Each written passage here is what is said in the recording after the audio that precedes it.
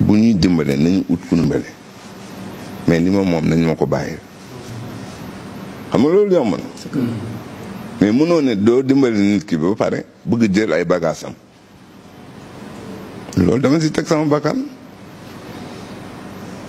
c'est le problème que j'ai avec eux pas tous nag bon je veux dire quelques personnes rek quoi yoo xamante ni ay ministère de tutelle la ñu c'est tout mais léegi ñu jógee fi ah. à ton avis lan moo waral conflit bi wala lan nga ñu mën a leeral la ci conflit bi nga jàpp ni am na sa diggante ak moom.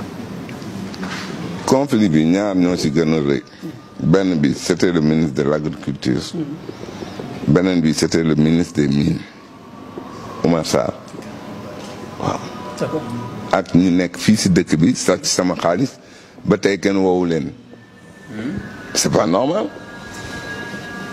wax nañu bind nañ journaux tout je peux vous montrer les papiers ils m'ont volé de l'argent. est-ce que porté nga plainte ci loolu. waaye bon porter plainte ngeen lire que ci journaux yeeg fu ne. porter plainte moi je veux que justice soit rendue c'est tout hein. lépp lu ma am nu delloo ma sama yëpp ma continuer liggéey je suis pas mort je suis vivant. ça veut dire que su ma deewoon daal sama alal day seey quoi sama doom yi duñu am dara quoi. c'est ça qui m'a fait mal mais c'était même pas l'objet de parler tey affaire u sargal bi lañ doon wax mais c'est une occasion vous m'avez posé la question il faut ma tontu leen quoi mais lii ñuy dawal nii moom